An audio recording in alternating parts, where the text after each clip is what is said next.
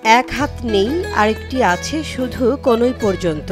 মুখে কলম চেপে কখনো শ্রুতিলেখকের সাহায্যে পরীক্ষা দিয়ে চট্টগ্রাম বিশ্ববিদ্যালয়ের ইতিহাস বিভাগ থেকে স্নাতকোত্তর পাশ করেছেন রায়হান উদ্দিন বাহার। সাইকেল চালাতে পারি, বাইক চালাতে পারি, স্কেটিং করতে পারি, সাঁতার কাটতে পারি। 2004 সালে পঞ্চম শ্রেণীর ছাত্র থাকাকালে বিদ্যুৎ স্পৃষ্ট হয়ে ঝলসে যায় বাহারের দুই হাত, বুক আর পায়ের অংশ।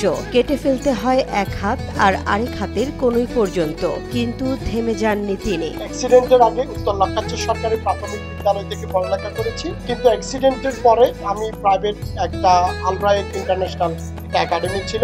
দুই হাত হারিয়েও শিখে নিয়েছেন জীবনে চলার পথ, নিজে নিজে খাওয়া, পোশাক পরা, এমনকি কম্পিউটার চালানো।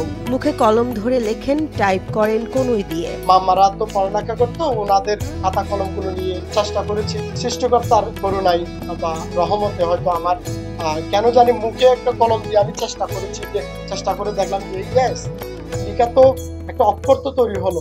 তখন আমি বললাম যে না, এটা আমার চেষ্টা করতে হবে। ওই থেকে আমার লেখাপড়া শুরু করা। সমাজকে দেখিয়ে দিয়েছেন ইচ্ছা শক্তি মানুষকে এগিয়ে নেয়। তার সহকর্মীরাও তাকে বলেন এক অনুপ্রেরণার নাম।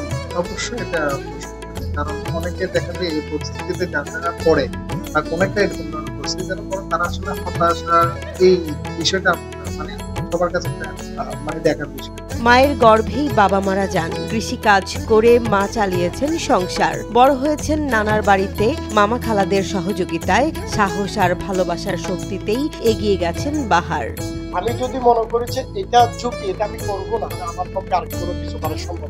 সেই জন্য আমার যেটা মন চায়, আমি যেটা আমার শখ, লিগাল যে ইস্যুটা, যে শখটা, ওইটা আমি চেষ্টা করেছি, আমি ওইটা করব। বর্তমানে চট্টগ্রামের খুলশীতে একটি প্রতিষ্ঠানে অপারেশন ম্যানেজার হিসেবে কাজ করছেন তিনি। এখনও সমাজের দৃষ্টিভঙ্গির সঙ্গে যুদ্ধ করেন রায়হান উদ্দিন বাহার।